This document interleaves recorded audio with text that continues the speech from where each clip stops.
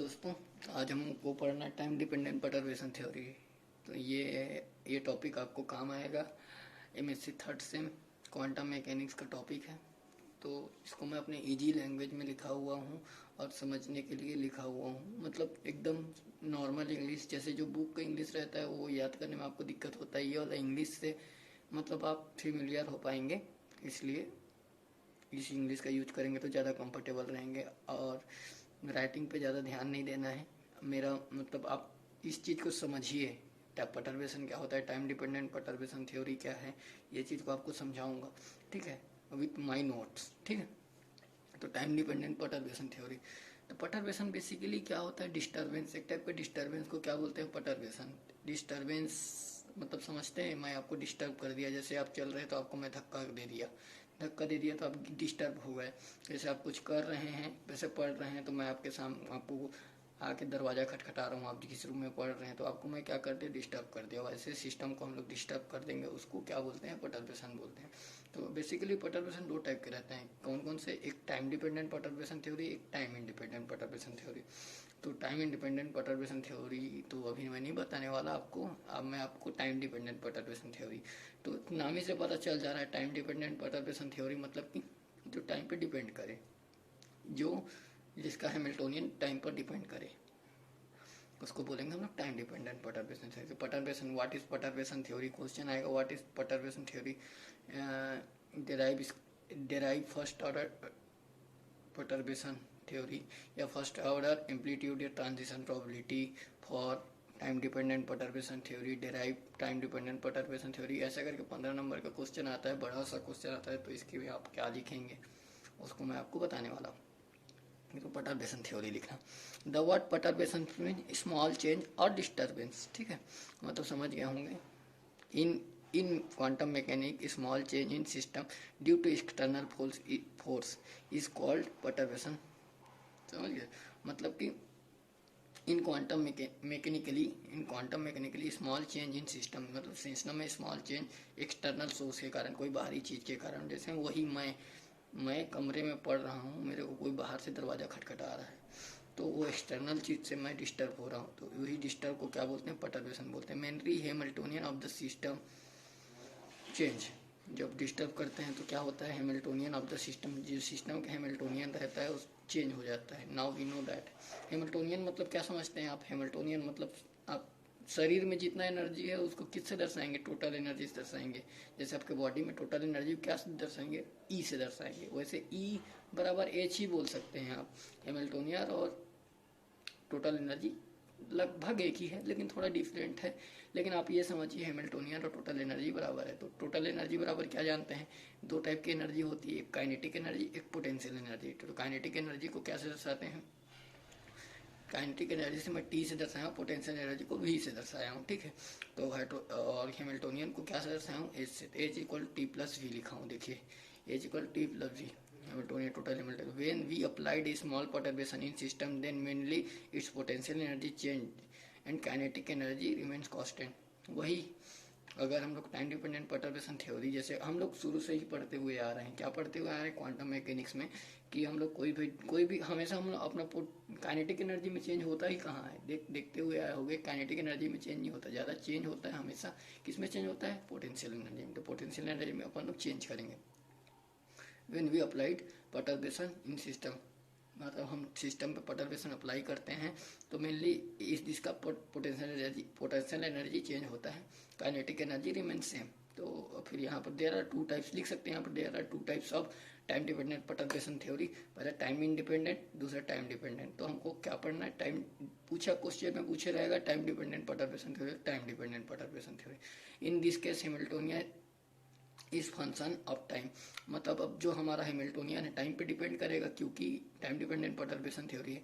तो वही लिखा हुआ है, it means Hamiltonian depends on time, मतलब हैमिल्टोनियन फंक्शन ऑफ टाइम रहेगा। मतलब एज जो है आपका फंक्शन किसका रहेगा, एज जो है वो फंक्शन आपका रहेगा, टाइम रहेगा, मतलब ये टाइम पे डिपेंड करेगा, ऐसा बोल रहा है। Let us consider such example when any atom exposed to light radiation in this Hamiltonian is time dependent. So in such case, behavior of the system described by solving time dependent Schrodinger equation. तो वही, जैसे कि perturbation कैसे होगा, जैसे कि कोई भी आइटम है, जैसे कि ये आइटम है, ये क्या है, बेसिकली आइटम है, ठीक है। आइटम कैसे में डिस्टर्ब होगा, कोई एक्सटर्नल फोर्स आएगा। जैसे मैं आपको बताया था, मैं एक रूम में हूँ, रूम में मेरे कोई डिस्टर्ब कर, दरवाजा खटखटाएगा तब जाकर तो मैं डिस्टर्ब होऊंगा ना। अरे क्वांटम मतलब आप अपने आप को ही सिस्टम समझिए, ठीक है। तब मजा आता है फिजिक्स पढ़ने में, मजा तब आता है, इसको फील करने से मजा आता है। तो ये क्या है, एटम है। एटम को डिस्टर्ब कौन करेगा। अब मैं थोड़ी ना आ जाऊंगा क्वांटम दुनिया में। क्वांटम दुनिया में क्या आएगा, रेडिएशन। रेडिएशन मतलब इलेक्ट्रोमैग्नेटिक वेव, मतलब एच न्यू, लाइट आ रहा है, एच न्यू आया। एक्सटर्नल सोर्स ये है, ये क्या है, एक्सटर्नल सोर्स, ये एक्सटर्नल सोर्स से आइटम क्या होगा, डिस्टर्ब होगा। वही लिखा है स्टर्न बाई, यहाँ पर लिखा है let us consider the such example when any atom expose to light radiation, मतलब लाइट रेडिएशन के पास में, तो मतलब वो डिस्टर्ब हो गया। देन इसका हैमिल्टोनियन टाइम डिपेंडेंट है। So such case of behaviour describe by the solving. अब देखो टाइम डिपेंडेंट परटर्बेशन थ्योरी है, तो हमको टाइम डिपेंडेंट क्या लेना पड़ेगा, श्रोडिंगर इक्वेशन, जो कि क्या होता है आपको पता भी है, अच्छी तरीके से पता है। आई एच क्रॉस, इसको partial D by D T psi, इसको मैं डी बाई डी टी बोलूँगा। आप पार्शियली है, ये आप वेल अंडरस्टैंड है, मैं समझता हूँ आप समझ आ जाएगा। बोलने में नहीं बनता ना, पार्शियल पार्शियल बार बार बोलो, उससे अच्छा डी बाई डी टी बोलता हूँ। I H cross D by D T psi H of T psi, ये होता है इक्वेशन वन। हम लोग का ये श्रोडिंगर इक्वेशन जान रहे हैं, टाइम डिपेंडेंट श्रोडिंगर इक्वेशन होता है। But in the most of case हम लोग को परटर्बेशन थ्योरी की जरूरत ही क्यों पड़ा, ये बताया रहा है। ये वाला लाइन कितना अच्छा लाइन लिखा हुआ है, आपको पता चलेगा, देखना। But in most of case exact solution of this equation cannot be obtained, so approximation method v is used. Perturbation theory is one of the them. मतलब ये बोलने का मतलब क्या है, इसका हम लोग सोल्यूशन निकालते हैं। ये क्या है, एक इक्वेशन है, जैसे एक इक्वेशन रहता है X square plus 2x plus two equal to 0, तो हम लोग उसका सोल्यूशन निकाल लेते हैं। क्या करते हैं, बीच पद को तोड़ देते हैं, वैसे करके सोल्यूशन निकालते हैं। इसका सोल्यूशन अगर हम लोग निकालना चाहें, ये इक्वेशन का हम लोग सोल्यूशन निकालना चाहते हैं, एग्जैक्ट सोल्यूशन नहीं मिलता, इसके बहुत सारे सोल्यूशन मिलते हैं। तो हम लोग इसका एग्जैक्ट सोल्यूशन ऑब्टेन करने के लिए हमको क्या चीज़ की जरूरत पड़ेगा, एक दूसरा मेथड की जरूरत पड़ेगा। दूसरा, वो भी एग्जैक्ट वैल्यू नहीं निकाल पाएगा, वो भी अप्रोक्सीमेट वैल्यू निकाल पाएगा। वो दूसरा मेथड जो अप्रोक्सीमेट दूसरा मेथड है, उसी को बोलते हैं perturbation theory, time dependent perturbation theory, ठीक है। इसका थोड़ा सा इंट्रोडक्शन था। अब हम लोग इसको डिराइव करने स्टार्ट करते हैं। Let us suppose that unperturbed Hamiltonian is H not H zero या एच नॉट बोल सकता हूँ। मतलब अनपर्टर्ब्ड मतलब समझ रहे हैं, अनपर्टर्ब्ड मतलब पर्टर्ब्ड जो नहीं है, अन मतलब perturbed, unperturbed is equal to क्या लिखा हूँ, एच जीरो, मतलब ये अनपर्टर्ब्ड हैमिल्टोनियन है। मैंने बिना डिस्टर्ब हुआ हैमिल्टोनियन, जब सिस्टम चुपचाप, जैसे मैं चुपचाप पढ़ रहा हूँ, मेरे कोई डिस्टर्ब नहीं कर रहा है, तब मेरा जो टोटल एनर्जी रहेगा उसको अनपर्टर्ब्ड एनर्जी बोलेंगे, और अनपर्टर्ब्ड हैमिल्टोनियन उसी को बोलेंगे, ठीक है। Small perturbed Hamiltonian is H dash, मतलब जब मेरे को कोई, मैं रूम में बैठा हुआ हूँ, कोई दरवाजा खटखटा देगा तो क्या हो जाऊंगा मैं, डिस्टर्ब हो जाऊंगा। मतलब मेरा एनर्जी क्या हो गया, डिस्टर्ब हो गया। तो मेरा एनर्जी डिस्टर्ब हो गया, तब मेरा एनर्जी मतलब मेरा पर्टर्ब्ड एनर्जी क्या है, एच डैश, ठीक है। वही लिखा हुआ है यहाँ पर, देखा एच डैश, वो एच डैश है करके बोल रहा है, ये छोटा सा दिख रहा है, वो डैश है ना। So total Hamiltonian of the system. अब total Hamiltonian of the system क्या होगा, मतलब दोनों को, अब मेरा टोटल एनर्जी क्या हो जाएगा, टोटल एनर्जी पहले का जो एनर्जी था, अब जो डिस्टर्ब हो गया, वो एनर्जी दोनों को ऐड कर देंगे। मतलब टोटल चीज़ को हम लोग एच से दर्शा रहे हैं। टोटल इज इक्वल टू क्या हो जाएगा, एच नॉट, जब मैं डिस्टर्ब नहीं हुआ था और जब मैं डिस्टर्ब हो गया था, एच डैश, और एक लेमडा फैक्टर, एक एक्सटर्नल फैक्टर लेते हैं, एक कांस्टेंट है। ये कांस्टेंट बाद में आपको पता चलेगा कि कांस्टेंट क्यों लिए हैं, लेकिन एक एक्सटर्नल, क्योंकि क्या कितना अमाउंट ऑफ मैं डिस्टर्बेंस हुआ हूँ, ये लेमडा डिसाइड करेगा। मतलब ये डिस्टर्बेंस वाला क्या फैक्टर है, डिस्टर्बेंस में कितना अमाउंट ऑफ डिस्टर्ब हुआ हूँ, ये फैक्टर डिसाइड करेगा। लेमडा का ही तो खेल है हर जगह, मतलब यही, इसी चीज से हमको हर चीज डिसाइड होगा, इसलिए मैं लेमडा लिया हूँ। अब वी आल्सो नोन दैट, हम लोग क्या जान रहे हैं, H naught psi N is equal to E N psi N, ये अब जान रहे होंगे। एच साइन एन, ये कंफ्यूज ना हुई है, देखो H psi is equal to क्या होता है, ई साइन। ये क्या है, बेसिकली ये वेव फंक्शन है। तो वेव फंक्शन को मैं साइन, ये साइन है तो ये फाई से दर्शा दिया हूँ, H phi is equal to E phi. ये भी क्या है, श्रोडिंगर इक्वेशन है, वही श्रोडिंगर इक्वेशन, इसको इक्वेशन नंबर 3 दे दो। ठीक, अब हम लोग टाइम डिपेंडेंट पर जो हम लोग इक्वेशन निकाले हैं, solution of time dependent perturbation theory, ये सॉल्यूशन होता है, इसका जनरल सॉल्यूशन होता है, आपको पता ही होगा। जैसे कि एक जनरल सॉल्यूशन आप देखे होंगे, iota E R T by H cross, ये होता है एक general solution. Iota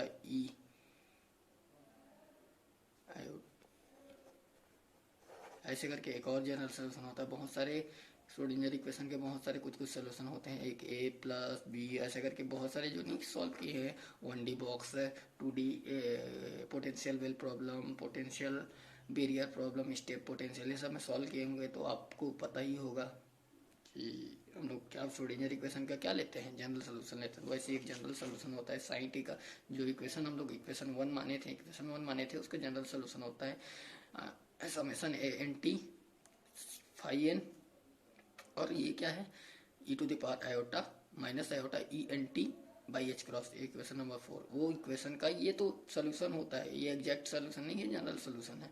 solution of time dependent, A N T क्या है, एक फैक्टर है, टाइम डिपेंडेंट फैक्टर है। एफ आई एन क्या है, टाइम इंडिपेंडेंट फैक्टर है।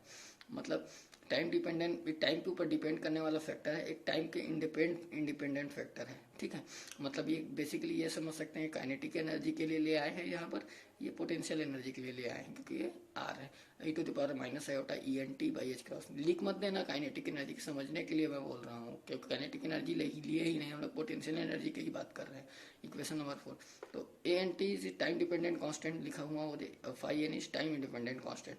तो put the value of equation 4 in equation 1। Equation 1 हम लोग का क्या था बेसिकली, ये था क्या था, ये तो एकदम याद होगा आपको, मुखाग्र याद होगा मेरे हिसाब से। तो आप जब इस वीडियो को देख रहे होंगे तो क्या है ये, Schrodinger equation time dependent that में। तो यहाँ पर आपको वैल्यू को पुट करना है, क्या क्या है यहाँ पर देख लीजिए, ध्यान से देखिए, I H cross D psi by D T और एच ऑफ टी साइन। तो यहाँ पर क्या को पुट करना है हमको, अब यहाँ पर पुट करना है I H cross D Y by D T, psi T का वैल्यू क्या है, ये psi T, psi of T है ना, साई का वैल्यू को पुट कर दिए। अब एक और फैक्टर था, ये एच था, एच का वैल्यू क्या निकाले अपन लोग, ये निकाले अपन लोग। तो एच का वैल्यू को भी यहाँ पर क्या पुट करना है, यहाँ पर पुट कर देना है। यहाँ पर हम लोग क्या कौन सी इक्वेशन का यूज कर रहे हैं, यहाँ पर मैं लिख दे रहा हूँ, यहाँ पर क्या, I H cross D Y by D T psi था और एच साई था। तो एच की जगह में ये और आई एच क्रॉस जस का तस लिखा हुआ, D Y by D T psi का वैल्यू जस का तस लिख दिए। फिर ये एच नॉट, ये वैल्यू रखा हुआ है, H not plus lambda H dash, और ये साई का वैल्यू। ठीक है, अब क्या करना है, ये फर्स्ट फंक्शन सेकंड फंक्शन ले लो। First function second function differentiation का आप जानते ही होंगे, इसको फर्स्ट फंक्शन ले लेते हैं, सेकंड फंक्शन ले लेते हैं। D Y by D T जैसे रहता है ना, U V D Y by D T U into V का रूल लगाना रहता है। एक बार इसको डिफ्रेंशिएट कर दो, इसको छोड़ दो, इसको डिफ्रेंशिएट कर दो, इसको छोड़ दो, तो वही वाला करूंगा। एक बार क्या करेंगे, इसको डिफ्रेंशिएट कर दिए तो डॉट से दर्शा रहा हूँ। क्लासिकल पढ़ के आए होंगे, आपको पता ही होगा, डॉट मतलब एक बार डिफ्रेंशिएट है, ए एन टी का एक बार डिफ्रेंशिएट, यहाँ पर D Y by D T है। फिर एक बार इसको ये वाले फैक्टर को छोड़ देंगे। ठीक है, साइन एन वाले फैक्टर, साइन एन यहाँ पर कॉमन ले लिया हूँ। आप इसको करोगे तो आपको समझ आएगा, आयोटा एच क्रॉस सब में कॉमन है, साइन एन तो आएगा ही कॉमन, तो साइन एन को कॉमन ले लिया हूँ, यहाँ साइन एन भी है। ठीक है, फिर प्लस, अब ए एन वाले फैक्टर को छोड़ देंगे, इसका डिफ्रेंशिएट कर देंगे। तो इसको डिफ्रेंशिएट क्या करेंगे, तो e to the power iota E N t का, ई टू वही सेम दिखाएगा, फिर iota E N T by H cross का करेंगे तो टी के रिस्पेक्ट में कर रहे हैं, टी चला जाएगा, i iota i e N by H cross बचेगा, टी तो चला गया, d Y by D T, और टी के रिस्पेक्ट में कर रहे हैं, टी को मतलब 1 हो जाता है, ये हुआ। फिर इज इक्वल टू इसका करेंगे, ये एच नॉट क्या हो जाएगा, आगे इसका करने लगे तो मतलब एक बार इसमें इंटू हो गया, एक बार इसका इंटू हो गया, एच नॉट एक बार इसमें इंटू हो गया, एक बार इसमें इंटू हो गया, एच नॉट इसमें इंटू हुआ, एक बार लेमडा इसमें इंटू हुआ, इतना हुआ। अब यहाँ पर थोड़ा सा फंडा है, ध्यान से देखिएगा, एक दो बार बनाओगे ना तो अपने आप समझ आ जाएगा। देखो, ऐसे देखने से, वीडियो देखते रहोगे तो आपको समझ आ गया जैसे लगेगा, लेकिन अब जब तक बनाओगे नहीं तब तक आपको पता नहीं चलेगा। जैसे आप खाना को देखते रहोगे तो क्या लगता है, कोई सा भी खाना को देखोगे तो दिखते तो अच्छा रहता है, लेकिन खा के देखो तब पता चलता है कि खाना अच्छा था कि कैसा था। वैसे डेरिवेशन भी वैसी होता है, फिजिक्स भी वैसा है, पढ़ोगे तो समझ आ जाता है, लेकिन लिखोगे तब ना पता चलता है, अपना औकात उसी में पता चलता है। तो आयोटा क्या था, आयोटा एच क्रॉस, वही iota H cross psi N के अंदर में इंटू कर दिया हूँ। देखो iota H cross psi N के अंदर में इंटू ही किया हूँ। ये जस का तस लिखा हुआ है, ये मतलब जस का तस लिखा हुआ है, मतलब समझा था ना यार। छत्तीसगढ़ी है, सबले बढ़िया छत्तीसगढ़ी में मैं कंफर्टेबल रहता हूँ। Iota H cross psi N, फिर ये इंटू हुआ iota H cross psi N I H cross I H cross I H का ई to the power iota E N T by H cross. अब ये हो गया। अब फिर इसमें भी क्या हो जाएगा, आयोटा एच क्रॉस वाला इंटू हो जाएगा, वही आयोटा एच क्रॉस इंटू हुआ होगा A N T iota iota iota का इंटू हुआ तो क्या हो जाएगा, माइनस, ये माइनस था, माइनस माइनस का प्लस हो गया, आयोटा एच क्रॉस ये प्लस में हो गया, यहाँ पर प्लस में आ गया। फिर ये एच क्रॉस, ये एच क्रॉस और ये एच क्रॉस क्या हो गया, कट गया।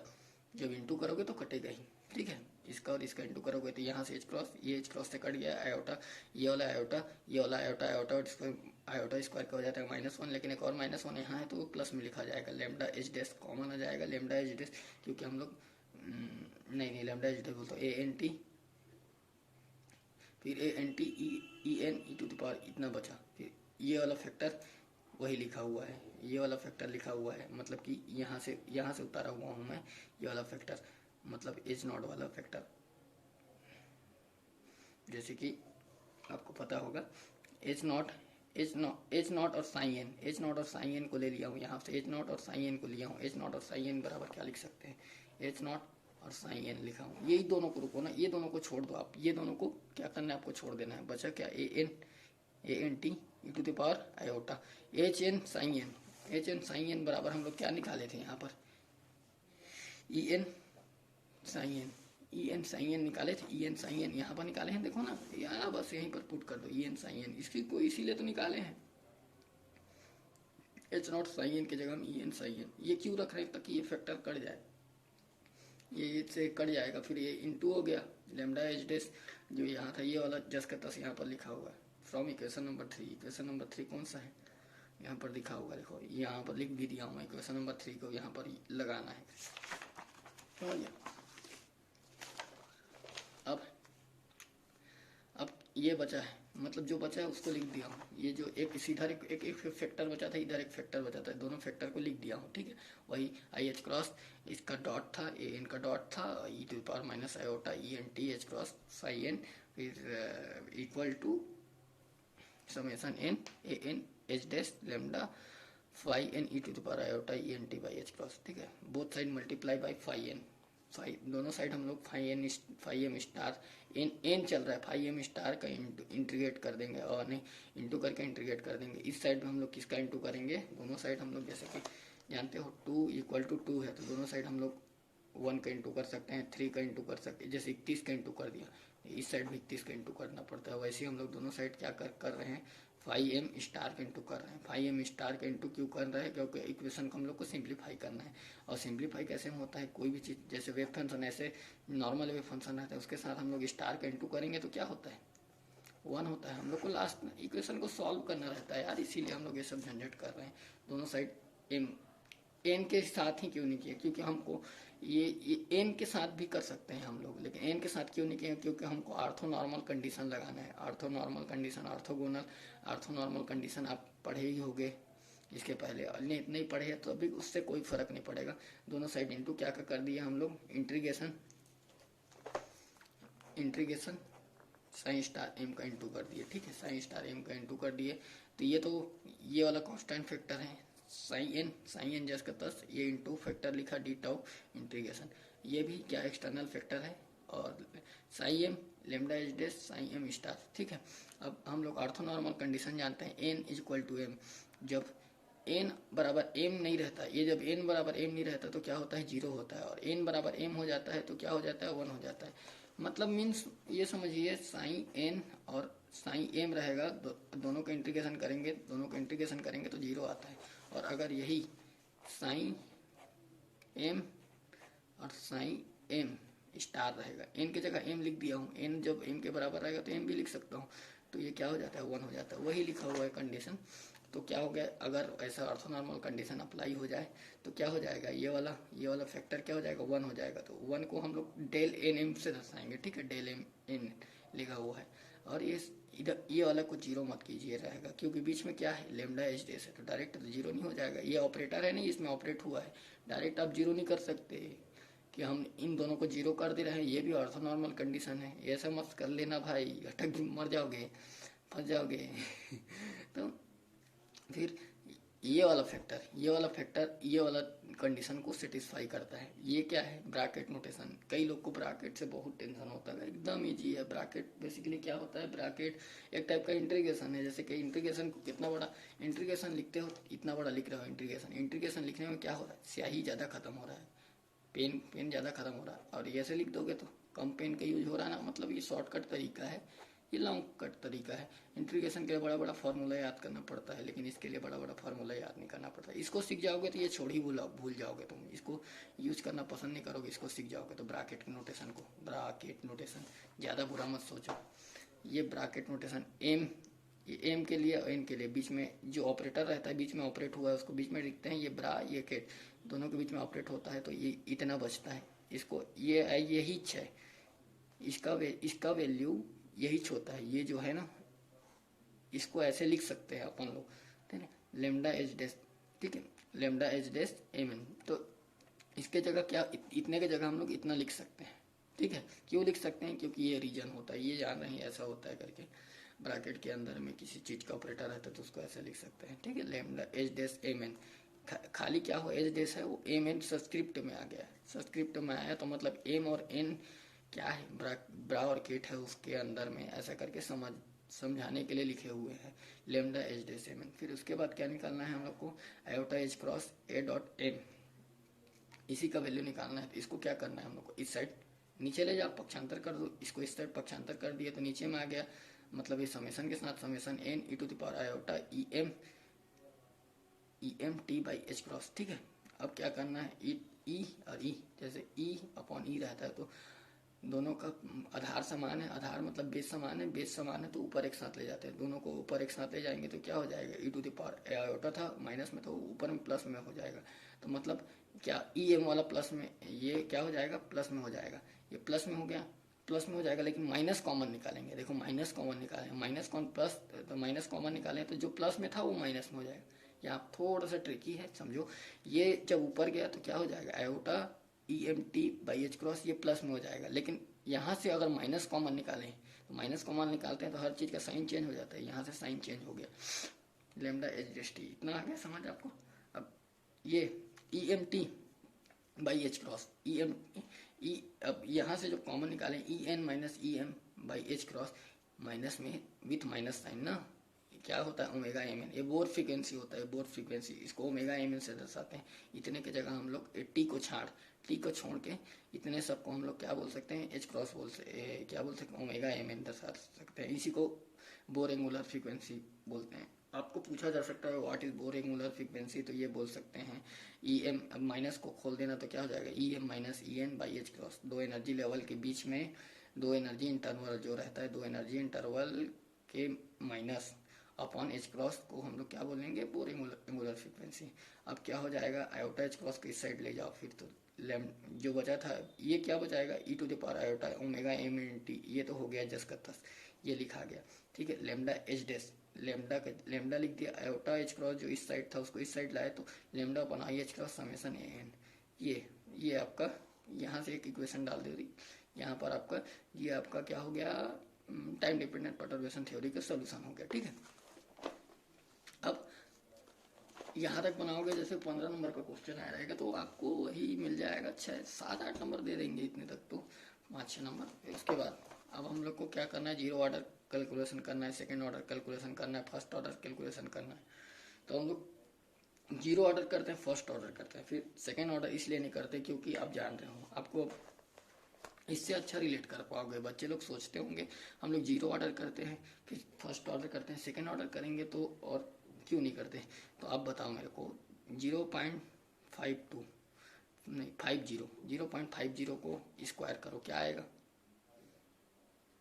0.556 25, और छोटा क्वांटिटी आएगा। ऐसे और करते जाओगे और छोटा क्वांटिटी, इसका भी स्क्वायर कर दोगे और छोटा।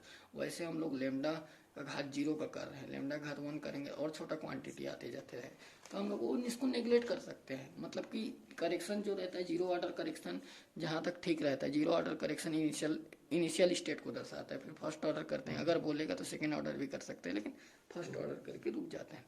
जीरो ऑर्डर कैलकुलेशन कर देते हैं, मतलब D by D T A M T, मतलब equating coefficient of lambda power 0 in equation फलाना फलाना, मतलब इसमें लेमडा पावर 0 इस साइड की लेमडा पावर क्या है, लेमडा पावर 0, लेमडा पावर 0 कर देंगे तो मतलब 1, ये इसमें कुछ नहीं है, मतलब लेमडा का पावर 0 कर सकते हैं। लेमडा का पावर 0 मतलब 1 होता है। इस साइड लेमडा का पावर 1 है, देखो लेमडा का पावर क्या है 1 है, मतलब लेमडा का पावर 0 के साथ कुछ इंटू नहीं है, मतलब क्या है 0 इंटू लेमडा का पावर 0 इंटू 0, मतलब इसका कॉफिशिएंट क्या है 0, इधर का कॉफिशिएंट क्या है ये, तो दोनों कॉफिशिएंट को तुलना करेंगे, दोनों इधर के लेमडा का पावर 0 का कॉफिशिएंट को दोनों साइड तुलना करेंगे, तो एक साइड का कॉफिशिएंट है, तो मैं कहाँ पर था, जीरो ऑर्डर करेक्शन में। जीरो ऑर्डर करेक्शन में आपको क्या करना है, लेमडा के पावर 0 का कॉफिशिएंट को दोनों साइड तुलना कर देना है। ये मेरे सर कुछ लिख दिए हैं, फालतू है मत देखो। फिर D pi by D T E M T, एक साइड का क्या हो जाएगा, इतना है कॉफिशिएंट, और एक साइड लेमडा पावर 0 कॉफिशिएंट, एक साइड नहीं है तो 0 हो गया। अब दोनों साइड को इंटीग्रेट कर देंगे तो D pi by D T क्या हो जाएगा, ये चला जाएगा, और इस साइड क्या आ जाएगा, कांस्टेंट आ जाएगा। मतलब ये E M T is equal to constant, मतलब it is represent initial state of the system. ठीक है, अब सेकेंड ऑर्डर करेक्शन करना है, सेकेंड ऑर्डर करेक्शन करना है तो लेमडा का पावर 1 का कॉफिशिएंट के दोनों साइड तुलना करेंगे। लेमडा का पावर 1 का कॉफिशिएंट का जब दोनों साइड तुलना करेंगे तो क्या आ जाएगा, D by by D A M T is equal to इतना इतना, जो बचा है ये, ठीक है, ये जो फैक्टर है ये इक्वल हो जाएगा इसके। अब हम लोग क्या करना है, हम लोग को N is equal to L ले लेना है, एन इज इक्वल टू क्या ले लेना है, एल ले लेना है। मतलब यहाँ पर एम एन है ना, मैं भूल गया हूँ बताने के लिए, एम एन लिखा हुआ है। N is equal to L ले लेंगे तो क्या एम की जगह क्या हो जाएगा, एल हो जाएगा। एन की जगह एल लिख दिया हूँ और कुछ नहीं लिखा हूँ। एन, अब जब एन की जगह क्या ले लेंगे हम लोग, एल ले लेंगे तो क्या हो जाएगा, जो एन वाला फैक्टर है वो चेंज हो जाता है, ये वाला फैक्टर जो चेंज होता है del del M L M, मतलब डेल्टा वाले क्रोनिकल डेल्टा में चेंज हो जाएगा ये वाला चीज़। जो ये ए एन टी वाला फैक्टर रहता है, आयोटा एच क्रॉस, ये जस का तस, ये लेमडा, ये H dash M N change हो जाएगा एच एम एल में, E to the power iota omega M N जो था, अब एम एन की जगह क्या ले लिए हैं, एल ले लिए हैं, तो ओमेगा एम एल टी। ठीक है, अब समेसन समेसन समेसन की जगह अब हम लोग ये क्या करेंगे, D by by D two को इधर से हटाना है तो क्या करेंगे, इंटीग्रेशन मार देंगे। अब इंटीग्रेशन मारेंगे तो क्या माइनस इन्फिनिटी टू टी तक इंटीग्रेशन करेंगे, डेल एम एल टी और H M L E to the power iota omega M L T D T. ठीक है, अब माइनस इन्फिनिटी टू टी तक गया है। अब जब माइनस इन्फिनिटी टू टी तक हम लोग इसको क्रोनिकल डेल्टा को अगर सोचो, हम लोग माइनस इन्फिनिटी से टाइम टी तक हम लोग वो करेंगे, क्या बोलेंगे उसको, इंटीग्रेट करेंगे, तो डेल तो बहुत छोटा राशि रहता है, डेल का राशि छोटा रहता है, वो 1 हो जाएगा जब माइनस इन्फिनिटी तक करेंगे। माइनस इन्फिनिटी से प्लस इन्फिनिटी तक करेंगे तो क्या हो जाएगा, एच एम एल बाहर आ गया, iota H cross E to, ये क्या हो गया 1 हो गया, तो 1 हो जाएगा। तो ये अब minus infinity two plus infinity किसके लिए रहते हैं, क्रोनिकल डेल्टा के लिए रहते हैं, क्योंकि जानते हो डिराइव डेल्टा फंक्शन में क्या होता है, बहुत ऊपर तक जाता है। क्रोनिकल डेल्टा वहीं से आया हुआ है डिराइव डेल्टा फंक्शन से। और इतना ये लो, इतना दूर का सोचने का जरूरत ही नहीं है। क्रोनिकल डेल्टा को आपको हटाना है, क्रोनिकल डेल्टा को 1 लाना है, क्रोनिकल डेल्टा 1 आएगा तब ना जाके हम लोग का आंसर आएगा। तो ये इसको 1 लाना है, तो लिमिट माइनस इन्फिनिटी को हटा के 0 टू टी ले लेते हैं, to the power iota omega M L T by D T हो जाता है। ठीक है, अब क्या हो जाएगा, इतने का वैल्यू, इतने को इंटीग्रेट करोगे आप लोग, इतनों को इंटीग्रेट करके लिमिट डालोगे तो ये आता है। ये कैसे आता है आपको मैं बता दे रहा हूँ, ए एम टी क्या है, integration 0 to T E to the power iota omega M L T ये है। तो क्या होता है इसका integration, E to the power X का ई टू द पावर एच लिखा था, ओमेगा एम एल टी ये हुआ। अब नीचे में क्या आएगा, iota omega M L T का तो हो जाता है 0, क्योंकि डिफ्रेंशिएट करते हैं, एक बार इंटीग्रेट करेंगे फिर नीचे में उसका डिफ्रेंशिएशन कर देते हैं। एक और फैक्टर रहता है उसका। अब हम लोग को लिमिट डालना है, क्या लिमिट डालना है, 0 to t। तो पहले क्या था, higher limit minus lower limit, तो पहले आयोटा ओमेगा एम एल, ये तो नीचे में फैक्टर कॉमन रहेगा। एक बार क्या करेंगे, हायर लिमिट डाल दिए तो e to the power iota omega M L T minus e to the power 0, मतलब क्या हो जाएगा, ये क्या हो जाएगा, e to the power iota omega M L T minus 1/आयोटा ओमेगा ml, वही लिखा हुआ है, देखिए समझ गए। This is non first order perturbation, ये यहाँ पर आपको फर्स्ट ऑर्डर परटर्बेशन खत्म होता है। उसके बाद अगर यहाँ पर वीडियो खत्म कर देते हैं, मैं आपको ट्रांजिशन प्रोबेबिलिटी के अगला वीडियो बताऊंगा, ट्रांजिशन प्रोबेबिलिटी क्या होता है रियल में अच्छे से लिख के। Thank you.